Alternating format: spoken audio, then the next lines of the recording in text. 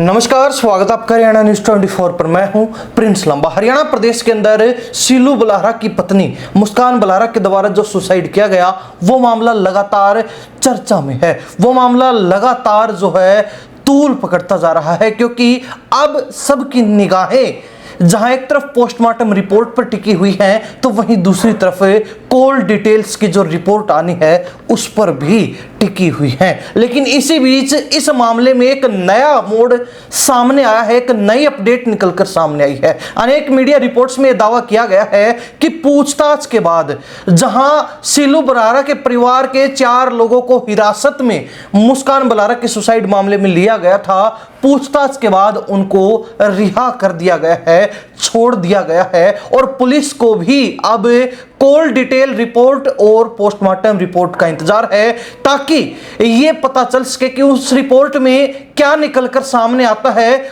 और उस आधार पर आगे की कार्रवाई की जा सके। बता दें कि मुस्कान बलहारा जो शीलू की पत्नी है, शीलू जो कि अंतर्राष्ट्रीय कबड्डी खिलाड़ी हैं, उनकी पत्नी के द्वारा जो सुसाइड किया गया, उसमें शीलू के ससुर यानी कि मुस्कान के पिता के द्वारा एफआईआर दर्ज करवाई गई थी, जिसमें उन्होंने ये आरोप लगाए थे कि उनकी बेटी को सुसाइड के लिए मजबूर किया गया है। दहेज प्रताड़ना के भी आरोप एफआईआर के समय, शिकायत के समय लगाए गए थे, जिसके तहत पुलिस ने शुरुआती कार्रवाई करते हुए शीलू बलहारा, उनकी माता, उनके पिता और उनके भाई को हिरासत में ले लिया था। हिरासत में लेकर उनसे पूछताछ की गई और पूछताछ के बाद अब कहा जा रहा है कि उनको छोड़ दिया गया है। एक तरीके से कहें तो फिलहाल के लिए रिहा कर दिया गया है और आगे की कार्रवाई के लिए रिपोर्ट का इंतजार किया जा रहा है। हालांकि पुलिस का यह भी दावा करना है कि किसी भी व्यक्ति को हिरासत में सिर्फ 24 घंटे के लिए लिया जा सकता है।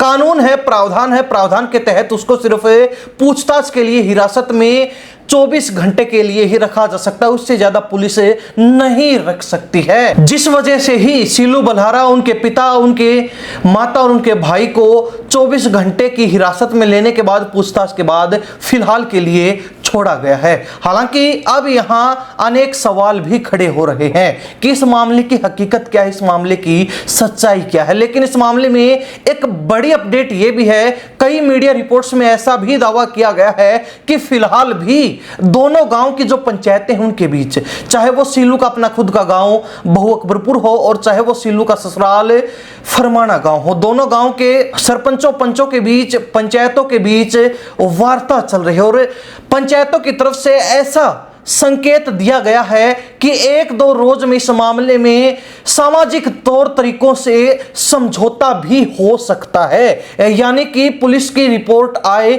उससे पहले इस मामले में समझौता भी हो सकता है। ऐसा पंचायत के पंचों सरपंचों की तरफ से संकेत मिले हैं, यह मीडिया रिपोर्ट्स में कहा गया है। हालांकि इस बात में कितनी सच्चाई है, कितना झूठ है, इस बारे में कुछ कहा नहीं जा सकता। लेकिन सबकी निगाहें पोस्टमार्टम रिपोर्ट पर और कोल्ड डिटेल रिपोर्ट पर टिकी हुई है। पुलिस का कहना है कि हमारे जो पुलिसकर्मी इस मामले की छानबीन कर रहे हैं, वो पीजीआई में रिपोर्ट लेने के लिए गए थे, लेकिन जिस पैनल के अंतर्गत वो रिपोर्ट तैयार हो रही है, उनका कहना है कि अभी रिपोर्ट तैयार होने में थोड़ा और समय लगने वाला है, इसलिए रिपोर्ट थोड़ी ही देरी से आएगी। लेकिन पुलिस अकेले पोस्टमार्टम रिपोर्ट के भरोसे ही नहीं बैठी है। फिलहाल जो शीलू बलहारा है, उनके परिवार के लोग हैं, सभी के कोल्ड डिटेल्स वगैरह भी निकलवाई गई हैं, उसकी भी एक विस्तृत रिपोर्ट मंगवाई गई है, ताकि कड़ी से कड़ी जोड़कर इस मामले की गहनता से छानबीन की जा सके। लेकिन दूसरी तरफ सवाल यह भी उठ रहा है कि आखिर पुलिस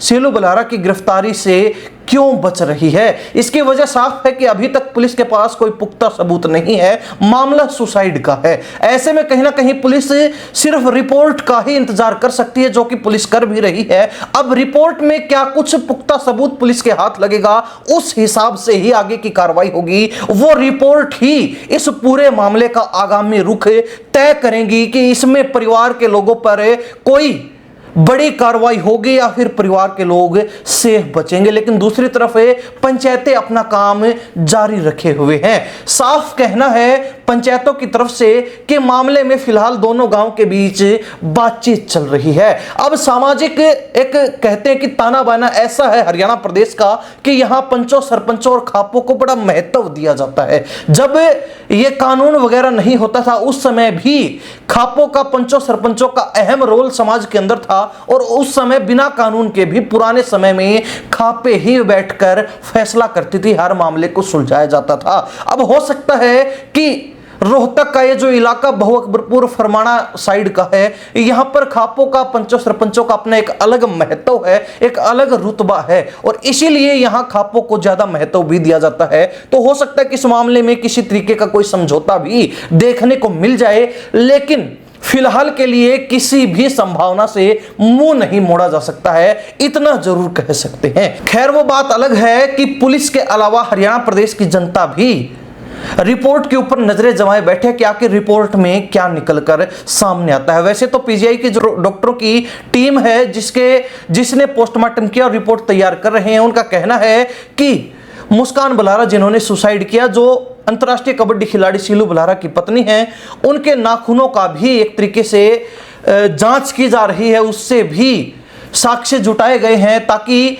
रिपोर्ट में पता चल सके कि उसमें किसी अन्य व्यक्ति के वहां इस पूरे घटनाक्रम के दौरान मौजूद होने के साक्ष्य हैं या फिर नहीं। वो रिपोर्ट भी पोस्टमार्टम रिपोर्ट के साथ ही आएगी जो इस मामले को और भी अच्छे तरीके से साफ कर देगी पानी की तरह। हालांकि जब तक रिपोर्ट आती है तब तक इंतजार बरकरार रहने वाला है और इस मामले का आगामी रुख क्या होगा इस पर भी सबकी निगाहें बनी हुई है। अगली जानकारी के लिए हमारे साथ जुड़े रहिए। इन्हीं सब बातों के साथ मैं प्रिंस लांबा, हरियाणा न्यूज़ 24। नमस्कार, जय हिंद।